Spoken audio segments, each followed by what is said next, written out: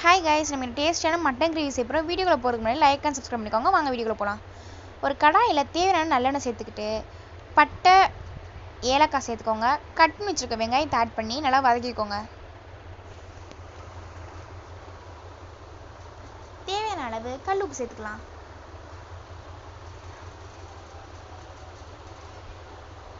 இஞ்சி பூண்டு பேஸ்ட்டை ஆட் பண்ணி நல்லா வதக்கிக்கோங்க.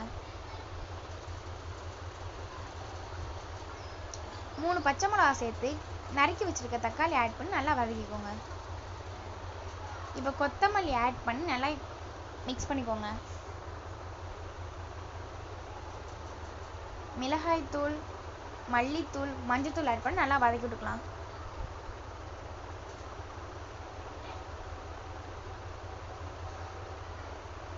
நம்ம கழுவி வச்சிருக்க இறைச்சி ஆட் பண்ணி நல்லா மிக்ஸ் பண்ணிக்கோங்க.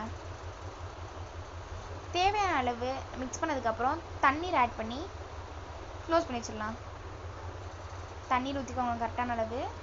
இப்போ குக்கரை க்ளோஸ் பண்ணிட்டு 3லேருந்து ஒரு 5 விசில் வச்சு கறி வந்ததுக்கப்புறம் எடுத்து பார்த்தீங்கன்னா டேஸ்டியான நம்மளுக்கு ஒரு மட்டன் கிரேவி ரெடி ஆகிருக்கும்.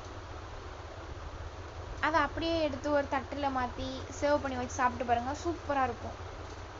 இதே மாதிரி அடுத்த வீட்டில் சந்திக்கலாம். Bye bye.